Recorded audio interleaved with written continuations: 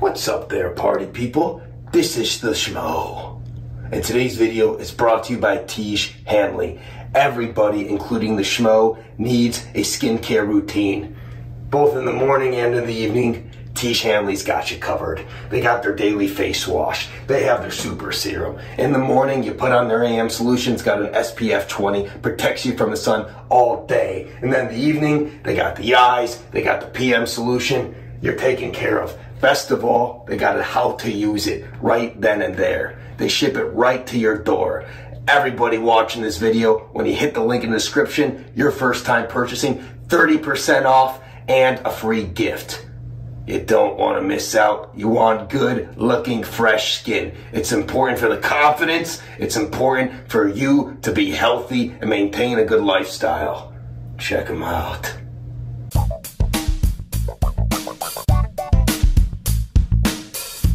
This is the Schmo with the pro with the number 5 ranked UFC light heavyweight, the man who is an ESPN analyst and the Believe You Me podcast co-host, Anthony Lionheart Smith in the flesh. This is the workout room, Austin, Texas, Fighter Hotel. How we doing? I'm good. Worked the desk. We had an amazing night of fights, and I'm in training camp, so I still got to get my workout in. So here we are, late at night, trying to finish it up. Double duty. Yeah, it's tough. It's tough when you're in training camp and working the desk, and you got to study. You just got to work your workouts around studying and the event. Got to travel with your boxing coach.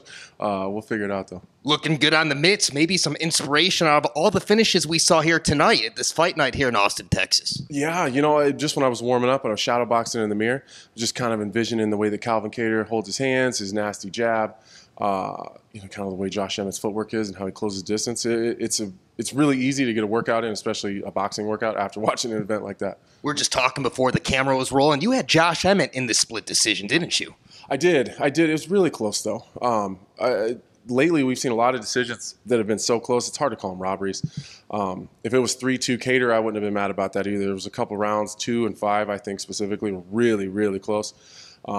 It's just, these judges are having they got a tough job for sure. Most impressive knockout you saw tonight? There were many of them. Oh, man. That's a tough one. Yeah, I hate to say it, but probably Jeremiah Wells over Court McGee, just because, Court's a friend of mine. We've trained together a bunch. I know how tough he is, and I know how hard he is to hit. And the numbers show that, you know what I mean? It shows how elusive he is. So it was just one of the nastier ones I've probably ever seen. Unfortunately, it happened to one of my friends. Yeah, man, he was out there for sure. Yeah, it was a tough one. Honestly, I think I would probably say the one that stands out to me the most, it's not even a knockout. It's Natalia Silva. Is that her last name? Yeah. Man, that girl is good. Like, she was out there just throwing fire the whole time. I sat back and just kind of in awe of watching her compete and how calm she was. And we could go on all night talking about some of these performances. What an amazing card. Yes, indeed. Let's talk about you. You're getting ready. UFC 277. It's going to be back here in Texas. It's going to be in Dallas. It's going to be the end of July. It's against Magomed Ankalaev, the number 4th ranked guy. Winner of that fight should be fighting for the title, yeah? Yeah. I'm excited to come back to Texas. I was born in Texas. A lot of my family's in Texas, so it's a short trip from Houston to Dallas. And I'm excited, man. I'm really motivated for this one. It's no secret I've struggled to find motivation at times, but this one, there's no lack of motivation for sure. I got a really dangerous guy in front of me, who everyone kind of deems as the boogeyman, and that's really exciting for me, how dangerous everyone else thinks he is. So I'm excited to go in there. I feel like I've been getting a lot better. I'm in way better shape and in a better spot this far out from a fight than I've been in a long time. So I'm excited. I know that. I think people are kind of writing me off just a little bit. But they always do. Always. Plus 350. BetOnline, man. Underdog. Plus 350? Yeah. Go get your money. Plus 350. That's crazy. Oh. That's criminal. Yeah. God damn. As if you didn't need any more motivation. Plus 350. That is crazy. If I was fighting goddamn Jon Jones and Francis Ngannou at the same time, I shouldn't be a fucking plus 350. That's crazy. Yeah, but speaking of Jon Jones, why is it that you have been able to recover quickly and get your career right, and not someone like Dominic Reyes who's fought him and you see where his career is right now? Yeah, it's kind of that Jon Jones effect, man. He's kind of done that to everyone. Look how long it took Glover to kind of come back and Dominic Reyes is having some problems with it. Who else?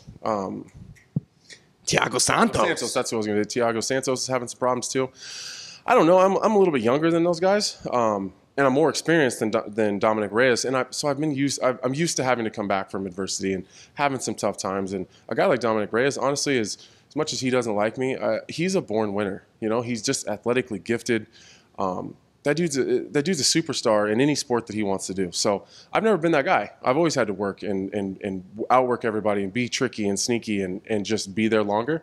So I'm used to having to kind of build myself back up because I've had a lot of trials and tribulations in my life. So I think that's probably some of it. But Dominic Reyes is figuring it out. It's going to take him a little bit longer, but I don't doubt that he'll be back in his regular form. He's a tough dude, man. He's good. As much back and forth that we've had, I got a lot of respect for his game. And maybe you two will dance here in the near future sometime. I hope so, and I think he does too. I think it's a fight that just has to happen. I don't foresee us being like a Cowboy Joe Lozon kind of situation where we go all the way through our careers and don't fight until the end. I think our careers have kind of been parallel in each other a little bit anyway. So I'm excited for that. I'm excited to see him get back and get a win. And the division needs a guy like Dominic Reyes. It really does. Yeah, speaking of Cowboy Cerrone, though, he bit back, him and Dan Bilzerian, about taking the family seats, UFC 235, man. Man, honestly, I haven't said anything about it because I wasn't intentionally trying to shit on Cowboy. That wasn't the purpose. I think it was collateral damage. I was really trying to shit on Dan Bilzerian. So I stand by everything that I said, but I wasn't trying to shit on Cowboy. And initially, I wasn't even going to say his name. So I'm fairly confident that Cowboy and I could sit down and have a 5-minute conversation or less, and we could hash it out. It's on record. You can find it anywhere. How much I've looked up to Cowboy, and I've said most of those things, like less than 3 years ago. So I mean, how many times have you heard me say I want to be the light heavyweight Cowboy Cerrone? I look up to that guy.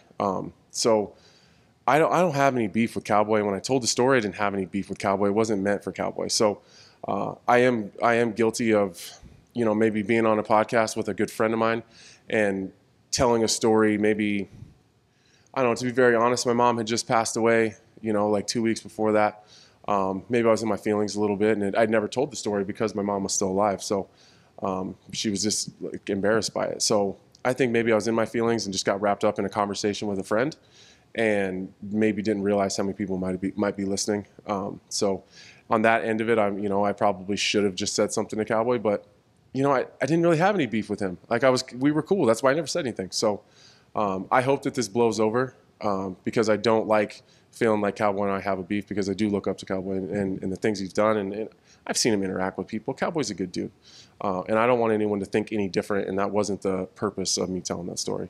The Schmo feels bad for Cowboy Cerrone because this is the second time now the Joe Lozon fight got scrapped. What do you do if you're Cowboy Cerrone? 2 big weight cuts in about a month's time. The Schmo should feel bad for me because I really want to watch that fight. I like both of those guys. I like how they match up. And both of them have done 2 weight cuts. I think Cowboy probably cuts more weight than Lozon does, but especially where they're at in their career, that's 2 hard training camps on their body that they didn't get anything out of. There was no benefit from those. So I don't suspect that Joe's going to be back quickly. It doesn't sound like it's a very simple issue that he has going on. So I think in the post-fight in the back, I think Cowboy said to Megan O'Leary that they have something in the works for him. So he's going right back to training on Monday. So I'm excited to see who that is. I hope it's another guy like Cowboy, though, a guy that's a veteran. I don't want to see him in there with these young up-and-comers because he's going to get the best out of everybody, especially these young guys. Like, for these younger up-and-comers that are fighting for a title shot and they're trying to make a name off of him, he's their title fight. He's never going to be as motivated to fight them as they're going to be to fight him. So I'm not talking about his skills or his athletic ability or his age. It's just where he's at in the world. He said it himself. It's hard to be hungry when you're full. So I hope it's another guy that's like him, like a legacy fight where they can just go in there and we can just do it for no other reason than we just want to watch it. The Schmo heard you say title fights. We got the analyst cap on right now. Let's talk about Aljamain Sterling, the bantamweight champion, UFC 279. He's being linked to TJ Dillashaw, but Aljamain Sterling hasn't signed the contract. He wants a bump in money. What do you make of the situation? I think everyone wants a bump in money. I think I want paid more. You want paid more. Everyone at home wants paid more. So I get that. I don't think right now is the time, especially TJ. Listen.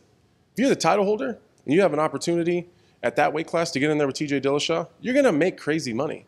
So, you know, I'm not telling him to just take whatever they give. That's not what my point is. But TJ Dillashaw has a good night of business, and I think everybody knows that. So I hope that they get it done. That's a really compelling fight. I think that it's a really big challenge for Aljo, because everything that Aljo does well, I think TJ does as well, and some things better. So, you know, that's by no means a prediction, but it isn't. I think it's an uphill battle for Aljo, and I'm excited to see how he deals with those challenges. Henry Cejudo sits back and fights the winner, or he's got to wait his line and maybe fight a Petr Yan. What do you think? I would love to see Cejudo versus Yan. I think that that's a good matchup. I'm going to be honest with you. I just want to see Cejudo in there. I like Henry Cejudo. I think that the game's better when he's around, but I'm really over talking about guys who aren't going to fight. So I feel like we leave a lot of opportunities for the people we could be talking about that are actually going to get in there and do it. We don't actually know if he's actually going to fight. So until he's like in a training camp and he's booked, you know, I try not to put too much weight into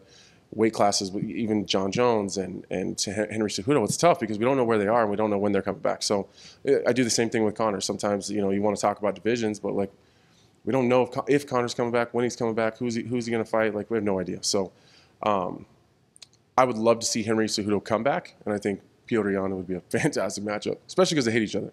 How's your shoulders, by the way? You're carrying all the weight for the Believe You Me podcast with Michael Bisping. Listen, me and Bisping have been having a blast. You know, the believers are getting real upset with him because he's a superstar. He's been traveling to Singapore, and lonely old me stuck in Nebraska. You know, I still have to work for a living. Mr. Bisping just gets to be pretty and talk on a microphone. So it's a good time. You're gonna have to come on sometime. Anytime. Hell yeah, let's do it. We'll make it happen. One more fight the Schmo is dying to get to is a Nate Diaz. We've been teasing that guy's name a long time. You could throw in a Dustin Poirier. We don't know what's going on with that situation. What do you want to see next for Nate Diaz, OG of the sport? Nate Diaz. I like the Dustin Poirier fight. I think it's good for both guys because neither one of them really know where they're going. You know, they're kind of both floating around a little bit, and I don't mean that disrespectfully, especially to Dustin Poirier. It's just like, he's kind of a ways off from a title fight. I'd like to see, if he wants to go to 170, I'd like to see him, you know, Nate Diaz is probably the perfect guy to go to 170 for the first time with. So I like that one. You can always do Nate Diaz and Conor. You know, I sometimes it does bother me that Nate Diaz-Conor fight is always like, it's always just floating around over there. The Schmo feels like that's what the UFC might be sitting on, maybe. Possibly. I mean, I would watch it. Honestly, I don't really give a shit about the fight, though. It's the build-up and the stuff that happens before and then the fallout after and the trash talk. And that stuff's really fun for me. I think stylistically, the Poirier-Diaz fight, I think, is more fun for me. But even, you can have Diaz fight anybody. It doesn't really matter. He's going to make it a fight. It's going to be interesting. It's going to be a fun build-up. But I would like Dustin Poirier to get a fat check, too. I know that sounds crazy, but he's just one of those good guys you just want to see good things happen to. So win, lose, or draw, that's a good paycheck for both those guys. And can we get a final message for all the Lionheart fans out there worldwide? Yeah, I appreciate you guys. July 30th in Dallas. Tune in. It's going to be a fantastic event. There's a lot of really good fights on that card, and including, you know, mine. So tune into the Believe in Me podcast. You can subscribe anywhere that you listen to podcasts at. You can follow me on Instagram and Twitter at Lionheart Smith, Lionheart A. Smith. And yeah, that's it. I appreciate you guys. And I appreciate the Schmo. Appreciate you working overtime. He's the pro. I'm the Schmo. Austin, Texas. We're out.